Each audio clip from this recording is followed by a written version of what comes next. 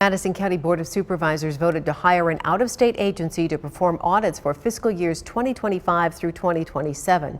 This comes as the latest in a year-long string of controversies related to former county staff and practices.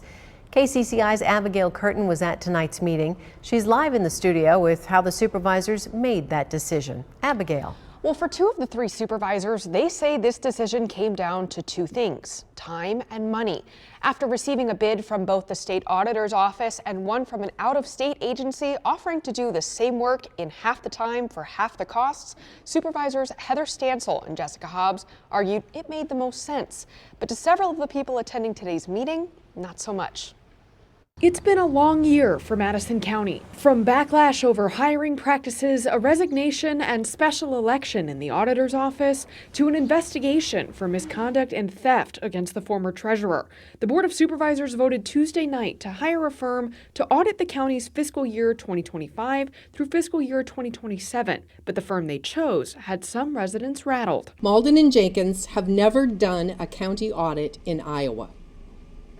I just keep asking myself, what's the connection here? The county was between two options. The state auditor's office said it would complete the work in 1,000 hours, charging about $100,000 per year. Georgia-based firm Malden and Jenkins said they could do it in 550 hours, charging about $70,000 per year. That was enough to convince Supervisors Stansel and Hobbs. Seriously, citizens, if you look at these RFP proposals with a reasonable, when they're available, with a reasonable mind, glaring difference in professionalism and what they have to offer.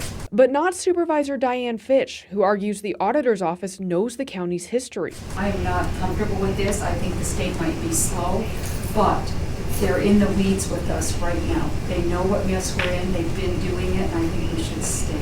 Of the people that spoke on the matter during public comment, none supported the measure, with some claiming it was a rushed decision.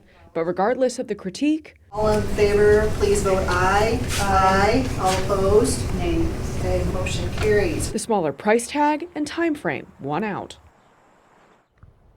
Now, this new audit will not happen right away. The state auditor's office is still working on an audit for the county's fiscal years 2023 and 2024. We don't know when we'll see that final report. Ben? Abigail, thank you.